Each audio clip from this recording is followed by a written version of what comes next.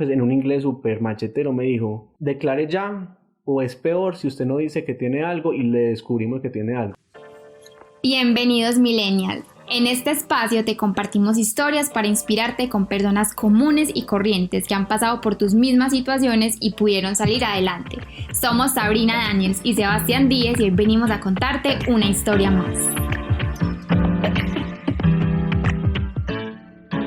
Hola, sean bienvenidos a un nuevo episodio de la vida de un millennial. El día de hoy les tenemos una historia llena de aventuras y es una historia bastante interesante porque es una que es casi utópica, o más bien, generalmente todo el mundo la quiere hacer, pero pocas personas son capaces de aventurarse, lanzarse y llegar a ellas. Entonces, por eso también la traemos para que muchos de ustedes que quieren salir, viajar, se inspiren, vean que sí es posible, vean que sí se puede, que no hay límites y bueno, estén muy atentos porque lo que se vienen son historias. Inicialmente saludamos a Sabrina. Sabrina, ¿cómo estás? Hola, excelente amigos, feliz de tenerlos en otro capítulo más. Este capítulo está lleno de aventuras, de viajes, con un invitado súper interesante que nos va a contar un montón de anécdotas que yo sé que a ustedes les van a encantar. Entonces vamos a empezar presentando a Alejandro. Hola Alejo, ¿cómo estás? Hola Sabri y Sebas, ¿cómo están? Súper contento de poder contar mi historia y de transmitirle todas estas experiencias a los oyentes. Bueno, entonces como un abrebocas de lo que es Alejo. Entonces, bueno, Alejo es un joven millennial de 27 años, acaba de cumplir,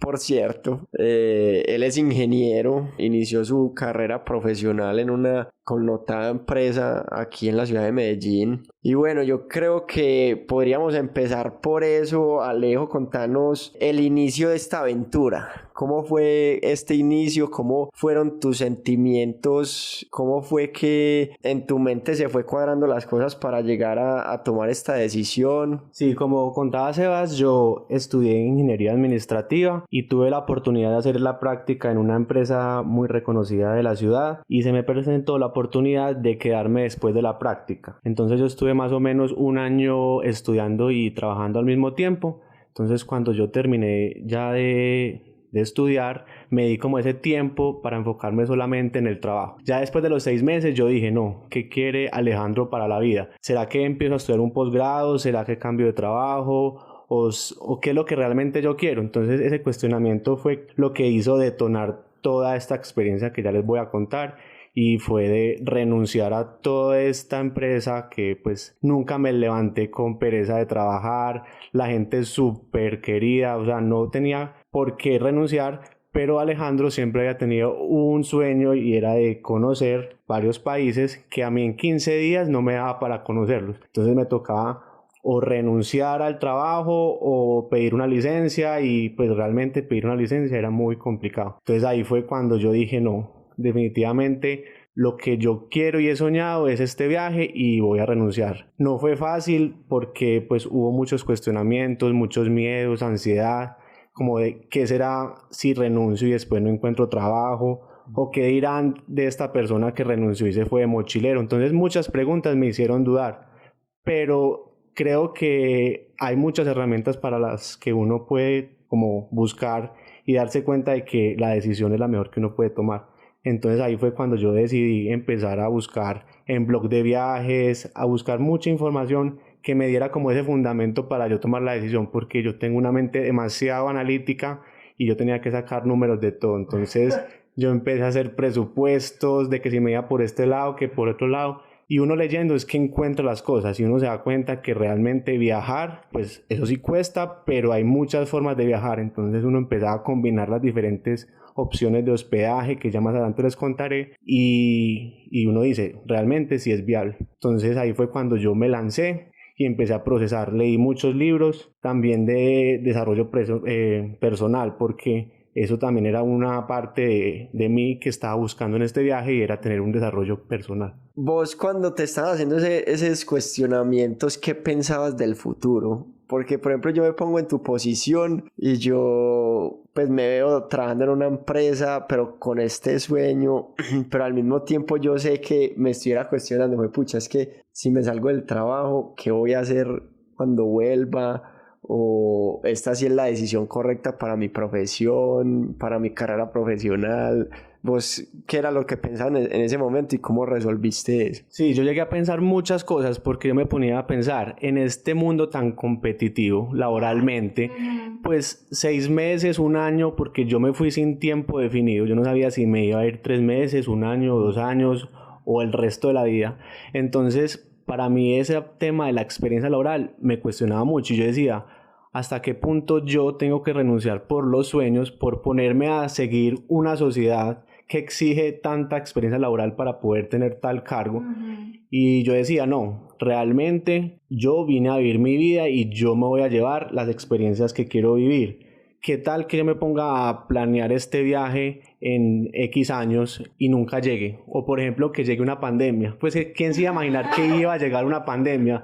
Y yo cada vez que veo este viaje yo digo, o sea, tomé la mejor decisión, la tomé cuando era, porque donde yo no hubiera tomado esa decisión, en el momento que la tomé, yo no hubiera podido haber hecho este viaje de ninguna forma porque, como sabemos, el mundo no va a volver a ser igual. Entonces, ahí es cuando uno dice, uno tiene que seguir los sueños como los ha soñado, valga la redundancia, y la vida le va a ir mostrando a uno el camino y le va diciendo, tu sueño por acá es o por este lado es. La cosa es no controlar todo el entorno y no pretender encajar en la sociedad y en lo que ella nos exige. Bueno, y ahí viene otra pregunta relacionada con lo que estás contando y es cómo enfrentaste los comentarios de las personas, pues de tu jefe en la empresa, de tu familia, que me imagino que tuvo un temor cuando les contaste que te ibas a salir para ir a viajar. Tus amigos, cuéntanos cómo tomaron ellos eso. De parte de mi jefe y de la empresa, pues fue una sorpresa muy grande porque nunca se imaginaron que yo fuera a renunciar, pero tuve apoyo total, me dijeron que siguiera mis sueños, que si eso era realmente lo que yo quería, que lo hiciera, que si por X o Y motivo mi destino era volver a la compañía, iba a volver en algún momento. Entonces que por ese lado no me preocupara.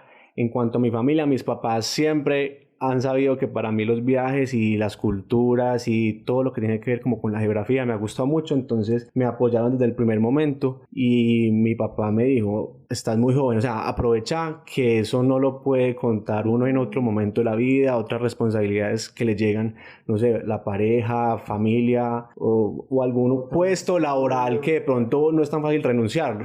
Entonces me apoyó 100%. Otra parte de la familia más conservadora, como que Alejandro va a renunciar para eso.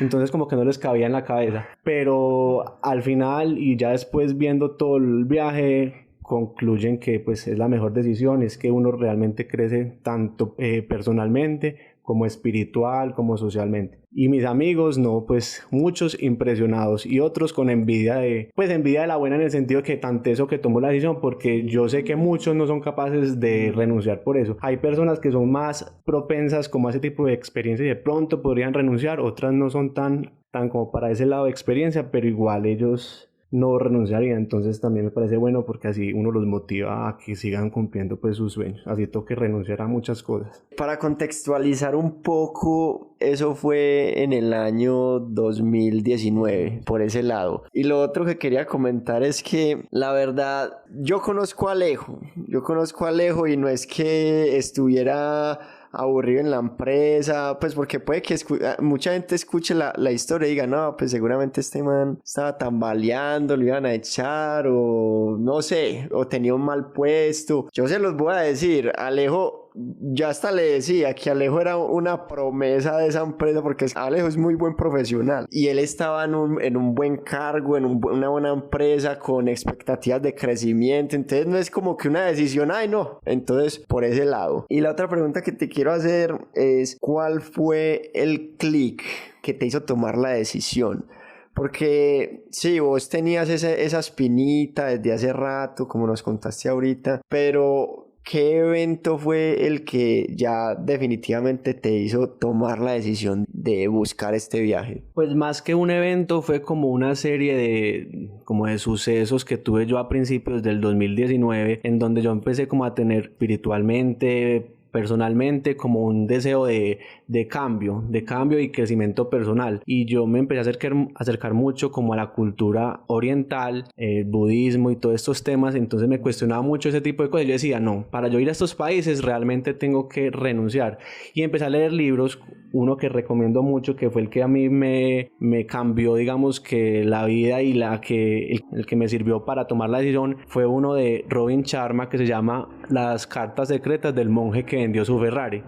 Claro. El monje que vendió su Ferrari es una saga de varios libros, pero Las cartas secretas, es de una persona que está absorbida por el trabajo y que tiene que viajar por el mundo a buscar unos amuletos, y esos amuletos tienen unos mensajes de crecimiento. Entonces, cuando yo leí este libro, yo dije, no, realmente lo que yo tengo que ir a buscar es ese crecimiento personal que siempre he buscado, y para eso están estos países. Entonces ese fue como el clic. Y también se juntó con que ya venía pues como con, creo que era año y medio trabajando en la compañía, en que ya de pronto iba a tener que tener cambios o de pronto empezar un posgrado, y yo decía, ¿hasta qué punto empiezo un posgrado para comprometerme 2 años más a estudiar? Y eso es posponer el viaje. Entonces era ahí o ahí. Y entonces tomé la decisión. Bueno, súper. Vamos a teletransportarnos al día antes del viaje, cuando faltaban 24 horas para que tomaras ese vuelo.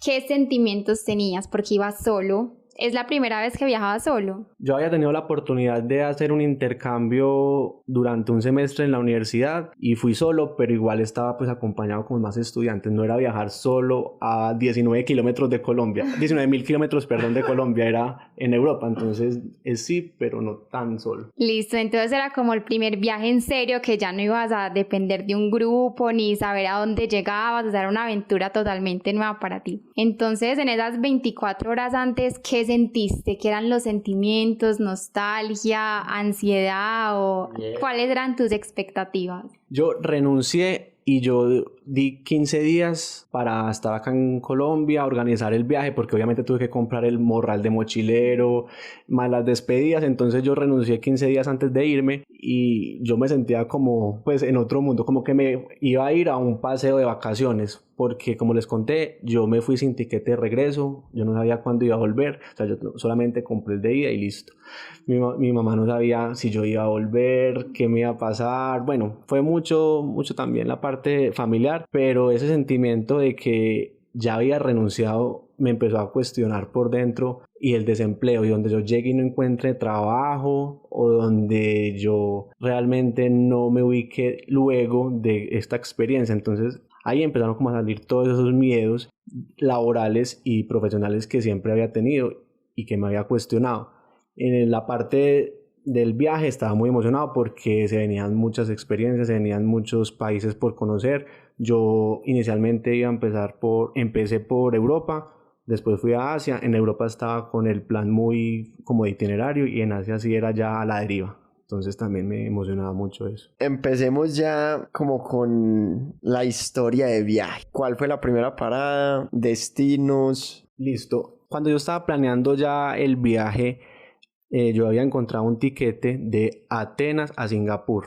Fue muy barato, fue directo. Entonces yo tenía que hacer la forma de conectar Europa con Asia a través de este vuelo de Atenas a Singapur. Pero yo tenía que estar unos días antes en Europa recorriendo, de tal forma que cuando llegara la fecha del viaje de Atenas a Singapur estuviera ya en Atenas. Entonces estuve más o menos 3 semanas en Europa, en la parte de los Balcanes, que son Eslovenia, Bosnia y Herzegovina, Croacia, Serbia, y terminé en Grecia. Y ya después era la parte de Asia. Pero pues acá me pasaron un montón de cosas. Tuve muchas experiencias súper bacanas, súper culturales, porque uno está acostumbrado a conocer la Europa occidental, la de los países ricos, de España, Francia, Italia, mientras que estos países no tan ricos también tienen mucha cultura, mucha gastronomía. Entonces era como mi interés principal de recorrer, porque lo recorrí en bus. Hay una pregunta que de pronto nos faltó antes, que también pues ayuda como a contextualizar todo este tema,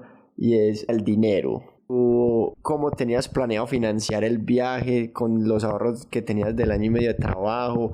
¿O habías estudiado algunas alternativas para ganar dinero allá? Sí, yo en la planeación inicialmente hice un presupuesto para la parte de Europa que tenía ya definido. En Asia no tenía definido los lugares ni el presupuesto, pero sí tenía muy estudiado qué es lo que uno como mochilero podía hacer en Asia. Y resulta que en Asia hay varias aplicaciones que uno puede utilizar para hacer voluntariados, y uno lo que recibe por dar su tiempo es la comida y el hospedaje. Entonces uno está dando de su tiempo para ser recompensado en ese sentido. Entonces uno puede viajar a diferentes lugares, diferentes ciudades a través de este mecanismo sin tener que gastar plata y sin tener que tampoco que utilizar pues su dinero en hospedajes. Entonces yo había visto estas aplicaciones y yo lo quería hacer en Tailandia. Y en Europa también hay una plataforma que es Couchsurfing, que lo que hace es que los locales lo reciben a uno solamente como para tener un intercambio cultural, y es gratis. Ya pues cada local dirá si tiene un sofá, una cama o el piso, entonces ya uno se somete pues a eso. Entonces digamos que es una forma de viajar. Ahorita más adelante les cuento algunas experiencias, pero digamos que yo tenía como ese balance entre hacer este tipo de experiencias también en hostales, en hoteles y bueno, lo que fuera resultando, pero digamos que el presupuesto pues mío inicial era basado en los ahorros que había pues conseguido. No sabía exactamente cuándo me iba a volver, hasta cuándo me iba a alcanzar, pero sí tenía muy claro que existían muchas herramientas, entonces también era la oportunidad de conocerlas y de explorar esto. ¿Alguna vez también pensaste cómo trabajar allá, o lo tuyo era realmente solamente ir de mochilero, conocer, viajar? Sí, inicialmente, y mi sueño era conocer estos países, no quedarme viviendo como mochilero, no me veo como bloguero de viajes, no, a mí me gusta realmente trabajar en mi profesión, pues estudiar todo mi desarrollo personal y profesional como lo había tenido, sino que quería hacer como este paréntesis en la vida. Entonces trabajar como tal legalmente y así no. Era como más que todo para pues sostenerme y poder pues conocer. Listo, entonces vamos a empezar a hablar de las experiencias que tuviste durante el viaje, las buenas, las malas, los choques culturales, que me imagino que tuvieron que haber demasiados porque es súper diferente pues a Colombia. Entonces, bueno, cuéntanos sobre eso. Listo. El viaje empezó movido. El viaje fue un inicio súper estresante. Yo no me imaginaba que iba a ser tan estresante. Y es que resulta que como yo iba sin tiquete de regreso, cuando uno viaja a Europa, lo primero que le dicen es muestra el tiquete de regreso para que uno compruebe de que realmente no se va a quedar ni trabajando ni estudiando ilegal, nada.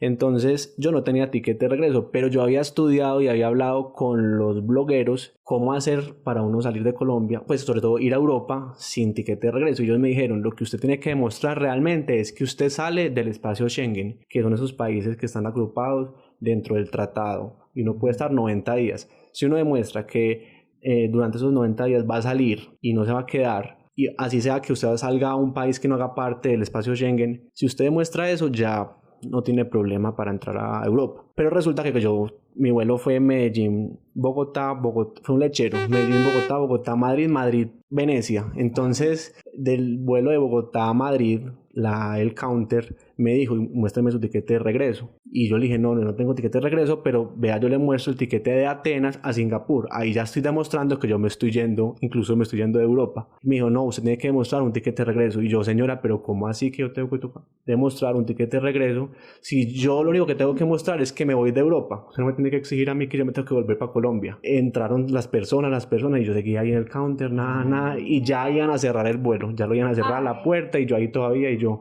si a mí se me daña este vuelo, pues se me daña todo, porque la parte de Europa estaba estaba planeada. Entonces yo llegaba a tal ciudad tal día, después tal día, entonces se me dañaba como ese cronograma. Entonces yo, señora, pero vea, y yo le dije, señora, busque esta reserva del tiquete, y era una aerolínea que se llamaba Scoot, y la señora, eso sí existe. Pues yo le dije, señora, hay miles de aerolíneas, busque que esa existe. Bueno, entonces después de insistir, ella ingresó y puso en el comentario, el tiquete que tiene es Scoot, porque es que una de las cosas que yo me di cuenta después es que si yo llego a Europa sin el tiquete de regreso o sin ese papel, a la aerolínea la multa. Entonces ellos tienen que garantizar de que uno sí tenga ese papel. Entonces ella puso la reserva que yo tenía para Singapur y no había problema. Entonces arrancó ese viaje, yo me monté sudando, bueno, Pero es que viaje sin problema de inicio no es viaje, hermano. Sí, entonces yo ya sudando, listo, 13 horas me esperan de vuelo, respiré profundo, bueno, arranqué súper bien en el vuelo. cuando yo llegué a Madrid tenía que hacer conexión a Venecia. Casi no alcanzó la conexión porque se había retrasado y ese aeropuerto de Madrid a uno le toca coger un trencito y ese trencito en el que llegaba, yo corrí con esa maleta, como yo llevaba el morral de mochilero de 50 litros más el morral personal, yo parecía como una tortuga, adelante y atrás caparazón, corriendo. Bueno, alcancé a llegar al de Venecia. Cuando yo llegué a Venecia, aterricé ahí, yo no me quedaba en Venecia, sino que yo tenía que coger un bus para ir a Eslovenia, la capital es Ljubljana, y ahí ya empezaba como tal el recorrido. Pero cuando llegué a Venecia, llamé al bus que yo había comprado y me dijeron que ese trayecto de bus no lo iban a hacer. Entonces yo decía, ¿cómo así? ¿Qué hago? Me tocó ir a buscar otro bus porque yo tenía que llegar por la noche a esa ciudad y ya faltaban como 3 horas, el bus era como de 1 hora y bueno, no me iba a recoger, yo perdí esa plata, pues ¿qué más se va a hacer? Conseguí otro. Afortunadamente 2 días después vi reembolsada la plata de ese bus que no utilicé, pero bueno, fue súper sufrido este primer trayecto hasta Ljubljana. Ya en Ljubljana, que es Eslovenia, conocí pues la ciudad, fui a unos lagos que hay muy bonitos y ahí ya arranqué en bus a bajarme por todos los Balcanes. Entonces ya después seguí a Zagreb, que es la capital de Croacia, Split, que es en la costa de Croacia, Dubrovnik, que es la ciudad pues más conocida de Croacia, donde hicieron Juego de Tronos, y también fui a Montenegro, que es otro país que pues mucha gente desconoce, que se separó pues de Serbia. Y bueno, ya después fui a Serbia cruzando fronteras. La experiencia, por ejemplo, de cruzar fronteras cuando uno está en país Schengen no hay problema, porque eso es como pasar de Medellín a Envigado, eso no hay problema. Pero cuando uno ya sale de Schengen, sí hay que hacer un cruce de frontera, y ahí fue cuando me pasó una experiencia que tampoco la olvido, y es que yo estaba en el bus campante y me pidieron el pasaporte. Entonces uno entrega el pasaporte porque el oficial se monta al bus y se lleva los pasaportes. Luego de 10 minutos se montó el oficial nuevamente buscando silla por silla, hasta que llegó a mí, miró el pasaporte y me dijo, se baja por favor con sus morrales. Entonces yo, pues pucha, ¿ya qué va a pasar? Y esos policías de allá que son unas moles que uno, hermano, no he hecho nada. Y ese era en Serbia, que es el cruce que estaba haciendo desde Croacia a Serbia, y no hablaban inglés, no había como suficiente traducción. Entonces yo me bajé los morrales, yo respirando profundo, todas las técnicas que había aprendido de respiración.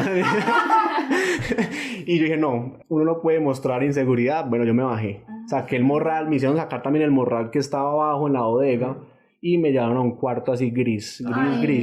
Y me dijo el señor, pues en un inglés súper machetero, me dijo, declare ya, o es peor si usted no dice que tiene algo y le descubrimos que tiene algo. Y yo, revise tranquilo que yo no tengo nada. Entonces empecé a abrir el morral, abrí el pequeño, lo miró, ya iba a abrir el grande, y él me vio como tan tranquilo, como tan inocente, que me dijo, no, móntese. Yo fui el único que bajaron de ese bus. Qué pena. Qué pena, cuando yo me monté yo me sentía admirado por todas las personas, y es que la mayoría de los que estaban ahí eran como locales, o por lo menos europeos. Entonces una persona viajando sola, joven, hombre, y le ven a uno la cara, entonces claro, dudaron. Y además esa ruta también tiene una ruta ilegal, entonces por ahí trafican y todo, entonces tienen su foco ahí puesto en esas personas que viajan. Entonces yo, bueno, qué miedo. Esa experiencia para contar, pero cuando uno la está viviendo, uno, ¿en qué momento me metí acá? Ay, uno recuerda todos los capítulos de Alerta Aeropuerto. Uy, sí, yo me acuerdo de todas esas experiencias que tienen ahí en esos capítulos. Yo digo, no, uno demuestra inseguridad y lo cojan, claro, pero uno por más inocente que sea y por lo más seguro que uno pueda mostrarse, igual da nervios y da mucho susto. Claro. Sí, igual uno pues del que nada debe, nada teme, entonces uno está tranquilo. Listo, entonces ya después estuve en Bosnia. Bosnia me pareció muy interesante, es un país que no tiene nacionalidad, así le dicen, porque ellos tuvieron una guerra, incluso por lo mismo, porque tenían diferentes religiones, culturas.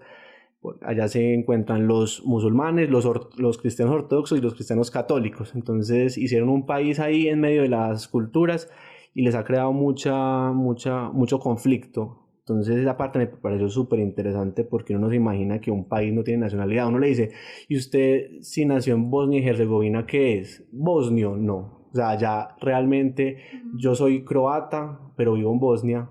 Yo soy serbio, pero vivo en Bosnia. O yo soy musulmán y vivo en Bosnia. Entonces se le dicen bosnios a los musulmanes que viven en Bosnia, pero no hay como una identidad como quien dice yo soy colombiano, yo soy estadounidense, no.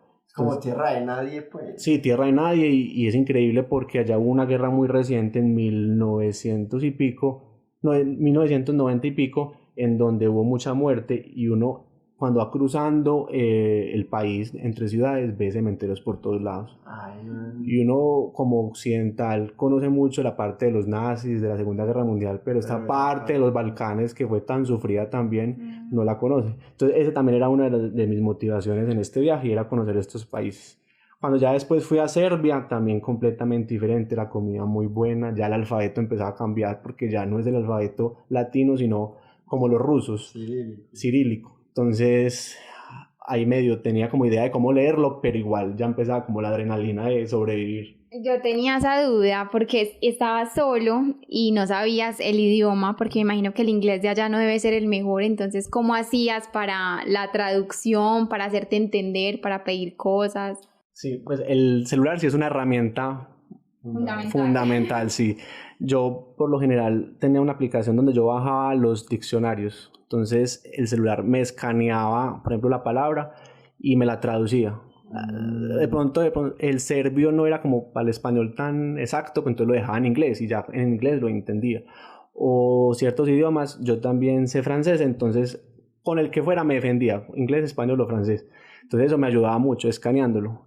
Pero hay partes en Asia donde no, eso no me traducía nada y tocaba a punta de señas. Ahí sí realmente tocaba sobrevivir como uno fuera, pero ahí se da cuenta uno lo recursivo que toca hacer, porque si no hay nadie que le ayude. Eso es una de las principales enseñanzas, y es aprender lo que realmente pues uno pueda llegar a hacer cuando toca afrontar todas las circunstancias. Es que eso también es lo bonito de viajar, que también le saca lo poderoso que uno lleva adentro, porque uno inicialmente piensa, no, ¿yo qué voy a hacer con eso? Pero usted está en la situación y le sale. Entonces, bueno, sigamos con el país donde estaba, en Serbia, ¿cierto? Ya en Serbia me quedé como unos 3 días y de ahí volaba ya a Grecia. En Grecia estuve en Atenas, en Santorini y en Mykonos. Fue la experiencia súper bacana. Por ejemplo, viajar desde Atenas a Santorini en ferry, dormir en ferry, fue una experiencia súper bacana porque no es como dormir en un crucero, pero tampoco es dormir en un barco, sino que es como una combinación. Y yo iba solo pues viajando en Grecia, y en ese ferry no avisaban lo suficientemente fuerte en las habitaciones cuando llegaba el ferry al puerto. Entonces el estrés mío, yo no dormí porque yo no sabía. ¿Pero qué te pasa? Sí, porque no fuera a pasar, porque es un lechero, va parando por las islas griegas y uno se tiene que bajar a Santorini, ahí se baja, pero no le avisan a uno lo suficiente. Entonces, bueno, yo sufriendo, y eso también era una de las cosas que viajar solo implica, y es, uno tiene que tener los ojos puestos en todas partes, y si uno se pierde es el que uno se pierde, si a uno le roban, pues no tiene como el sustento. Uno se vuelve más responsable porque cualquier cosa que te pasa es tu responsabilidad y no tenés a nadie quien echarle la culpa. Entonces es muy teso. Y termina uno en un diálogo interno, porque es uno preguntándose, respondiéndose solo, tomando la decisión solo. ¿Será mejor así? Pero entonces será no mejor así. Entonces, bueno, toca ser recursivo como sea. Y por ejemplo, en este tipo de ferries, porque yo también iba de Santorini a Mykonos en el ferry, yo me descuidé y yo sentí, pues porque en griego dijeron, yo no sé griego, pero yo sentí como que dijeron que ya íbamos a llegar a la estación. Entonces yo iba leyendo, entonces iba como desconcentrado, y yo me preparé para bajarme en la estación, porque uno le avisan 10 minutos antes para uno estar ahí en la puerta, para que no sea sino llegue el ferry, se abre la puerta y uno sale. Entonces yo estaba esperando normal. No sé por qué me iluminé y yo dije, voy a ver el mapa donde estoy parado. Cuando yo fui viendo, estaba en la isla que no era. Y yo ya me iba a bajar. O sea, yo me llego a bajar en esa isla y me embalo, porque entonces ya pierdo el hospedaje de la isla donde iba, y me tocaba pagar un nuevo transporte. Entonces ese tipo de cosas es las que yo digo que uno tiene que estar con los ojos puestos como sea. Súper alerta. Bueno, y ya estuve ahí en Grecia. Y después de Atenas es que empezaba ya pues la odisea a Singapur. Esa era la que te tenía más estresado. Sí, porque ahí ya sí era la deriva. hasta este punto yo ya tenía planeado cuántos días iba a estar en tal parte, por qué medio me iba a ir, todo. Ya en Singapur sí era a cuadrar lo que seguía, después Vietnam, bueno, en fin. Entonces ya el vuelo fue súper bueno, fueron 13 horas a Singapur. En esta aerolínea pues que les conté que se llama Scoot, que es de bajo costo. Era un poquito incómoda, pero bueno, uno como con la emoción del viaje se va. Entonces ya llegué a Singapur y eso sí fue el cambio. Yo estaba en Europa, que de por sí Europa pues a uno lo impresiona por el desarrollo, por todo, pero llegar a Singapur yo dije no, esto es viajar. Pues esto es viajar en el tiempo y es increíble que esto exista en el mundo porque ese aeropuerto es perfecto, unas fuentes, o sea, las líneas del equipaje son con orquídeas. Yo decía, qué elegancia, todo funciona, los baños. Yo no he ido a Japón, pero yo sé que los baños de Japón son súper tecnológicos, pero en Singapur no se quedan atrás. Entonces yo decía, uno siempre pensando en Europa, Europa, Europa, pero Singapur, qué joya la que hay aquí. Entonces ahí estuve en Singapur. Eso sí es la perfección, allá es prohibido comer chicle, allá no hay basura en ninguna parte, eso sí es súper caro. Lo que yo me gasté en 4 días en Singapur, me gasté un mes en Tailandia. Entonces yo solamente estaba como por 3 días y ya de ahí sí pasaba a Vietnam, que ahí es donde sí empezaba el choque cultural, porque pues Singapur muy perfecto, los edificios, rascacielos, el transporte funcionaba perfecto, pero ya el choque como tal sí me dio en Vietnam. Pero una pregunta, ¿por qué no hay basuras en Singapur? No, es que el orden es, uno ve los letreros por todas partes, o sea, en los medios de transporte y todo, no se puede comer chicle, no se puede pues tirar basura, o sea, todo es tan perfecto, pese a que hay mucha cultura. O sea, la gente guarda los... Sí, y también, por ejemplo, la parte de la cultura, porque allá uno encuentra la colonia china, la colonia de India, los malayos, que también tienen mucha influencia. Entonces uno ve mucha multiculturalidad, pero a la vez es todo perfecto, todo funciona bien y todo es demasiado limpio. O sea, me impresionó que tantas culturas pudieran vivir en un mismo punto sin problema, porque allá no hay problema de nada, de inseguridad, uno puede caminar sin problema por ningún lado y realmente uno se siente seguro, pues, y súper cómodo con toda la ciudad. Es que la historia de Singapur es interesante y tiene su lado oscuro. De hecho, ese lado oscuro es el que lo tiene así también encaminado para que la consulten y la gente pues que le gusta la historia la lea. Alejo, yo tenía una pregunta y es cuando vos estabas llegando a Asia, ¿cuáles eran esos sentimientos y cuáles eran las expectativas que tenías? Y si la expectativa sí cumplió con la realidad. Bueno, cuando yo llegué a Asia, como yo pasaba de estar en Europa, pasar a Asia, yo decía, acá vamos a encontrar con puros chinos, oliendo maluco, comiendo, tirándose eructos. Bueno, yo tenía como ese paradigma, ¿cierto? Y realmente uno cuando está en Asia y uno conoce varios países, se da cuenta que todos los países son diferentes. Uno puede generalizar besos chinos, pero en verdad no todos son chinos y no todos tienen la misma forma de ser. Lo mismo dirán los asiáticos a los americanos, todos somos iguales a los americanos, pues, americanos en el sentido de Estados Unidos, pero no, acá es muy diferente el argentino, el colombiano, del mexicano. Entonces yo después de 2 meses por ahí me di cuenta que uno puede, si detalla un poquito, diferenciarlos. Entonces una de las expectativas que yo tenía era como quitarme todo eso, esos paradigmas y esas ideas que uno tenía como occidental, de los orientales. Bueno, y otra cosa es que como yo también tenía la idea de tener acercamiento con la cultura oriental, con las religiones, allá uno cuando llega se da cuenta que hay miles de religiones desconocidas para uno. Por ejemplo, el taoísmo, que es una religión que es un sincretismo, o sea, una combinación de religiones, en este caso es entre cristianos, musulmanes y las orientales, o sea, budismo e hinduismo. Entonces hay religiones que uno dice, pues yo conozco el budismo, el hinduismo y no sé, el sionismo, pero cuando uno realmente está allá y se da cuenta que hay tantos templos, tantas personas que hacen cosas raras porque uno los ve en un parque haciendo unos movimientos y como unas danzas, unos rituales, y uno se pone a profundizar y realmente eso es una religión para esas personas.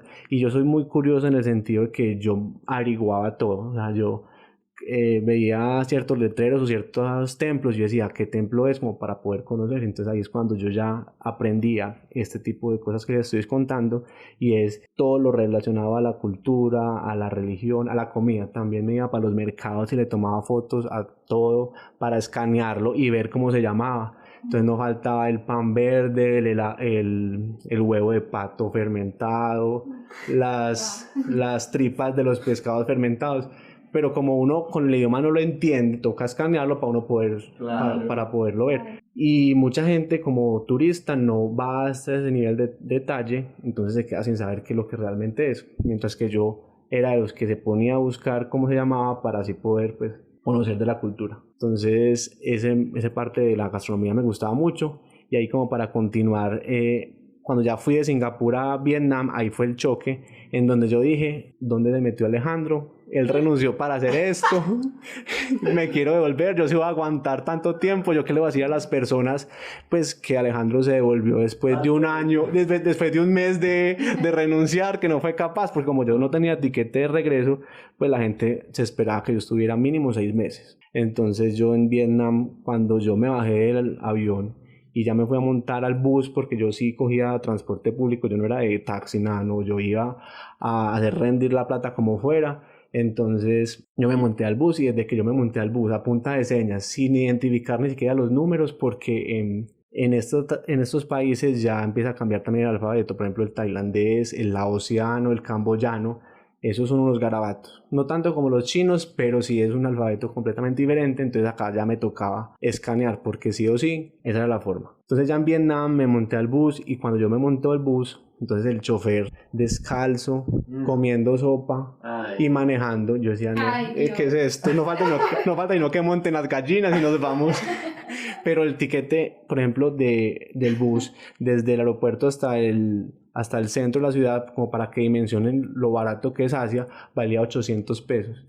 Lo que aquí le vale a uno 20.000 pesos yendo al aeropuerto José María Córdoba, en Europa le puede valer a uno 10, 20, 30 euros. Entonces 800 pesos versus eso, uno dice, acá realmente el costo es muy, muy, muy bajo. Entonces esa era una de las cosas que a mí también me motivaba, y era que con poca plata yo podía...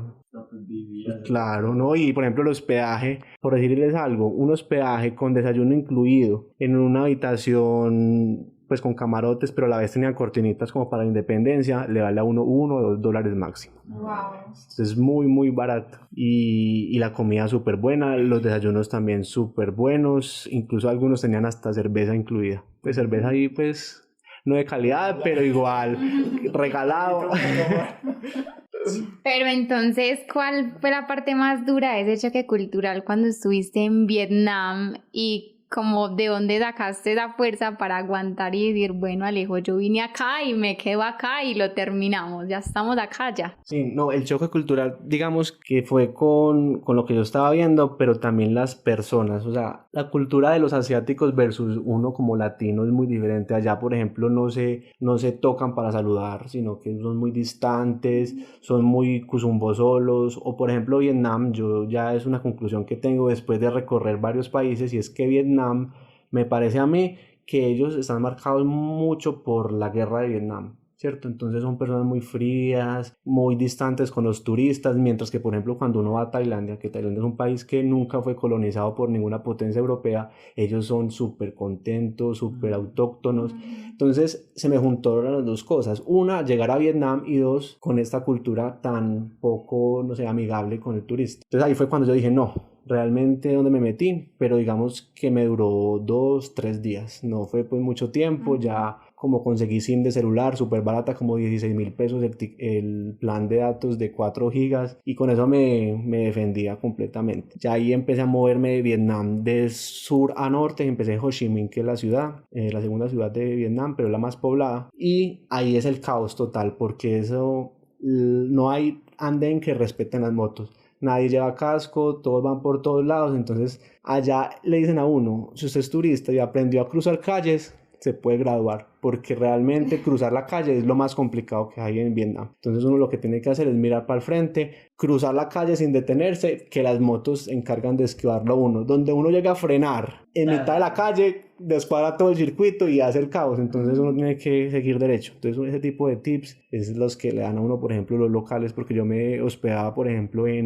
no sé, por ejemplo en Vietnam me hospedé en un hotel, pero era manejado como por una familia, entonces era muy cercano y yo le comentaba a uno como la cultura. Entonces, bueno, como ese tipo de cosas, me gustaba mucho la parte cultural. Bueno, y ya estuve pues conociendo gran parte de Vietnam. Después de Vietnam fui a Camboya, que es donde conocemos los templos de Camboya, de Angkor Wat y toda esa parte del hinduismo y del budismo. Después de Camboya fui a Laos, que también es un país, ese sí es muy quedado en el desarrollo y los turistas no los conocen casi. Esa parte me costó un poquito porque no hay ningún letrero, ninguna parte en inglés que le ayude a uno como a ubicarse. Entonces yo decía, ¿hasta qué punto voy a lograr conocer todo? Pero bueno, uno se desenvuelve como sea. Estuve en 2 ciudades principales, allá me gustó mucho porque son muy budistas, entonces ellos son muy autóctonos y le permiten a uno como acercarse a la cultura. Alejo, ¿y cuál fue la peor experiencia que vos tuviste en esos países asiáticos?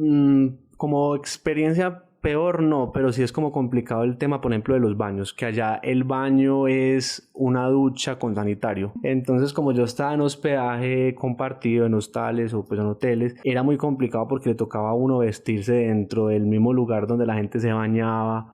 Pues allá casi que no se bañan, pues uno se da cuenta que realmente los baños están secos por la mañana y es porque no se están bañando. Pero ese tipo de choque como de confort, yo decía, ¿hasta qué punto voy a sobrevivir 200 y pico noches en estas, pues sin privacidad, compartiendo con el que llegara, porque allá la gente pues prende la luz, no le importa si está dormido, el que esté dormido, en fin? Entonces ese tipo de experiencias, yo decía, yo sí soy capaz de aguantar, pero realmente era tanta como la emoción, las ganas mías de explorar, de tener estas experiencias, que realmente uno las pasa. Y ahí también uno pone mucha prueba como la adaptación de uno. Yo también tengo una pregunta que también está relacionada como con tu principio del viaje, que es el lado espiritual. Entonces cuéntanos como esas experiencias como que tú sentiste que te acercaste más a la espiritualidad, cómo lo tomaste, como de pronto cosas que aprendiste que te hicieron conectarte con tu ser interior. Sí, digamos que en Vietnam, como les conté, hay una forma de viajar y es que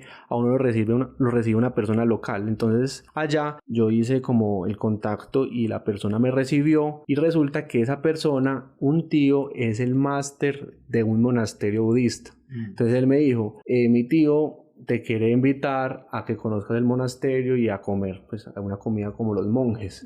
Entonces yo dije de una, entonces fuimos y al principio yo no sabía ni cómo saludar al monje, porque a mí me han dicho, y lo que yo había leído es que, por ejemplo, los monjes no pueden tocar a las mujeres, pero yo no sabía si los hombres podíamos saludar de mano a los monjes. Entonces yo le decía a mi amigo como que pues me explicara todo, así fuera de coquito, pero que me explicara todo para yo no ir a irrespetar pues la cultura, porque eso es lo que menos quería yo. Uno como turista tiene que entender de que uno está en un país ajeno y que uno no puede llegar a imponer pues su cultura, sino que uno tiene que adaptarse. Entonces yo llegué a ese monasterio, bueno, me saludó de mano, pero me dijeron pues que normalmente ellos se saludan con la venia y con las manos puestas así como en oración. Y bueno, nos sentamos ya como a comer. Como yo era el invitado, yo me tenía que sentar enfrente del monje pues del tío de mi amigo, que era el máster pues del monasterio. Entonces nos sentamos, nos pusieron comida, allá como son vegetarianos, nos pusieron unos caldos calientes, en ese calor que estaba haciendo, unos caldos con puras ramas, porque para mí eran ramas, yo no sabía, pues yo creo que era como lechuga, pero en sí no era como unos vegetales que yo dijera, no, estos son los que yo como. Pero igual tocaba comer porque ya era un irrespeto quitarle, pues como que uno decirle, no me gusta. Entonces, bueno, yo comí, era muy picante, yo era sudando porque realmente era muy caliente todo.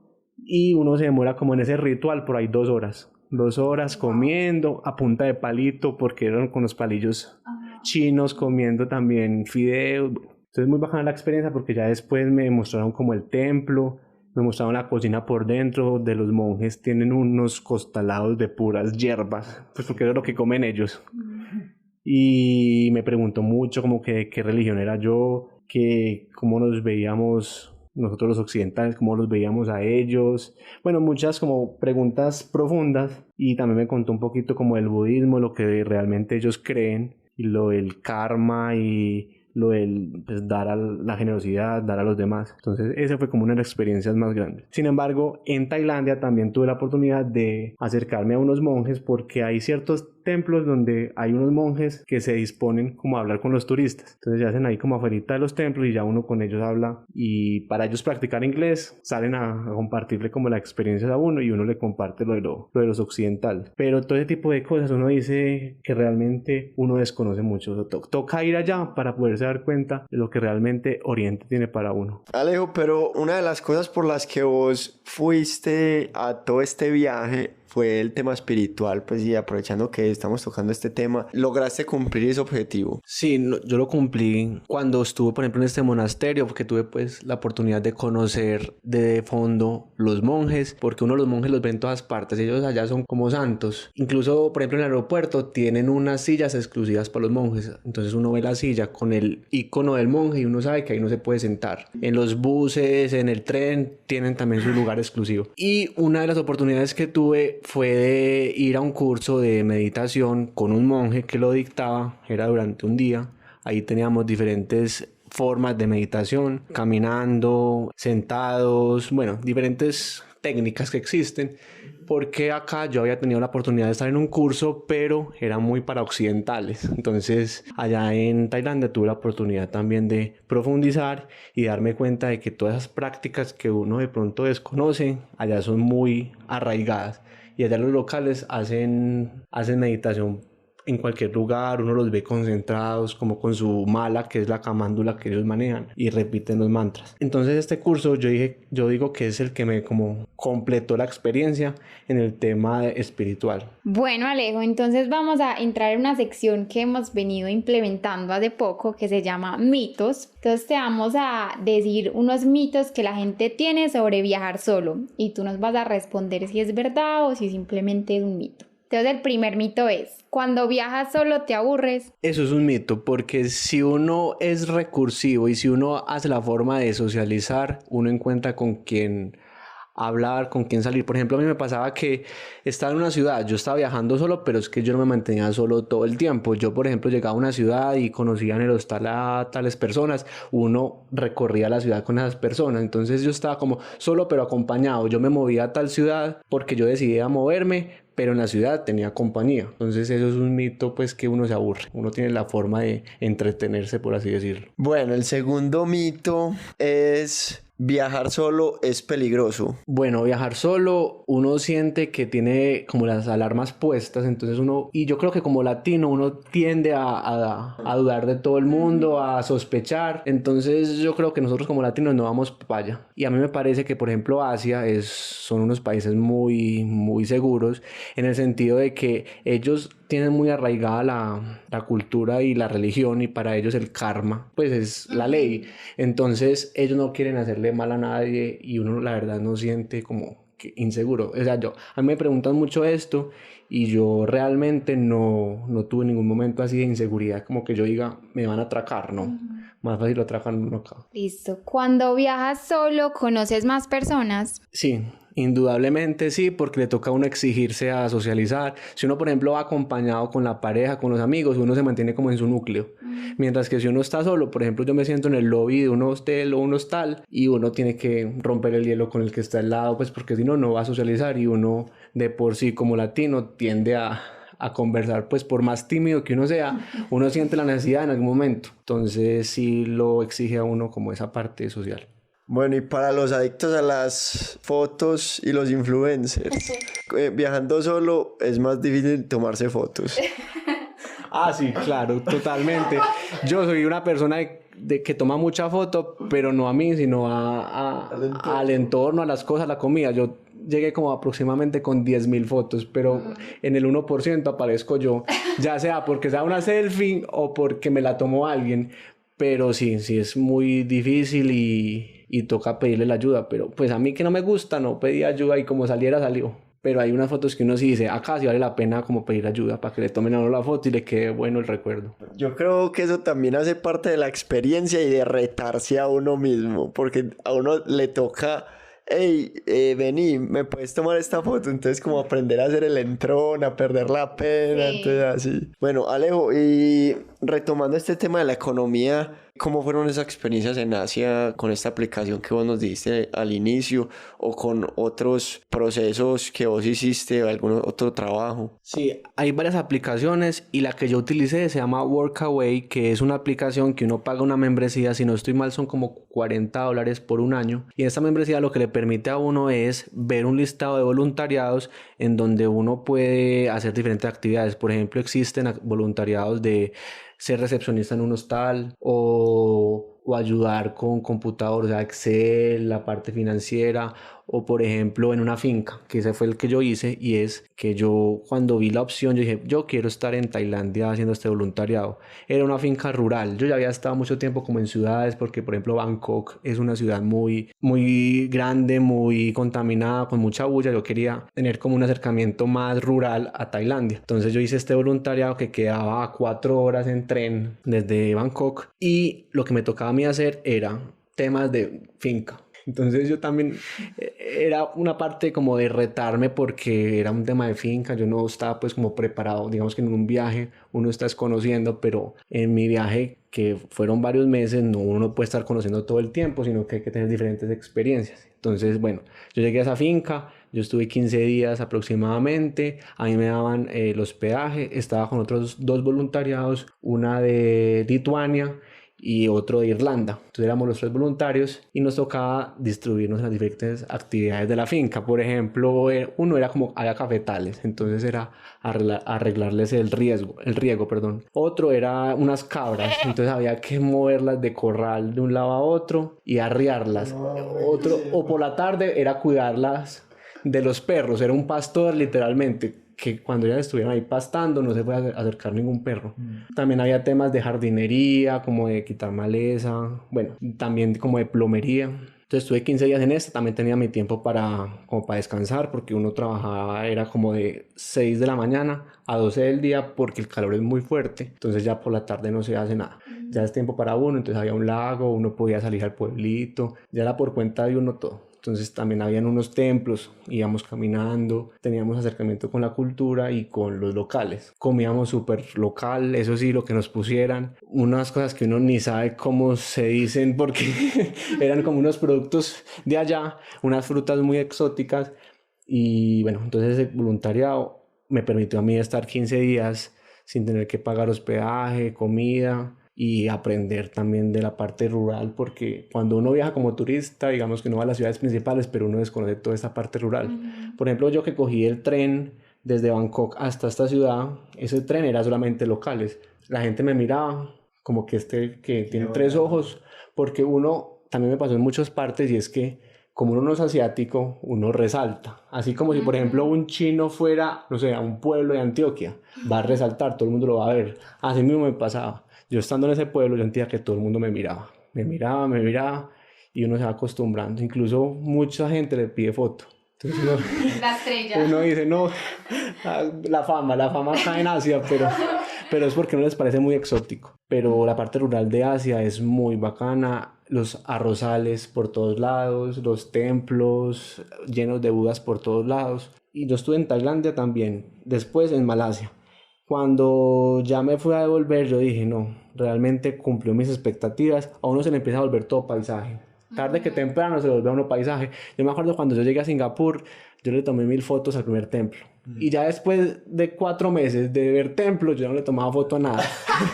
Entonces, ese también fue un punto de quiebre en el viaje, en donde yo dije, ya cumplí mis expectativas. O sea, las superé tanto porque ya fui a un monasterio, estuve con elefantes, tuve mucho acercamiento que yo dije, no, el tiempo para mí ya es suficiente y yo ya debo devolverme. Entonces en enero compré tiquetes para devolverme en marzo, sin saber que en marzo empezaba la pandemia. Entonces a mí me quedó perfecto la de vuelta, de tal forma de que cuando llegué acá a Colombia empezó la pandemia, el cierre. O sea, yo llegué el 17, si no estoy mal, y el 25 cerraba en Colombia. Pero no fue que yo haya tomado la decisión con base en la pandemia, no, sino que en enero yo sentí que ya había cumplido mis expectativas.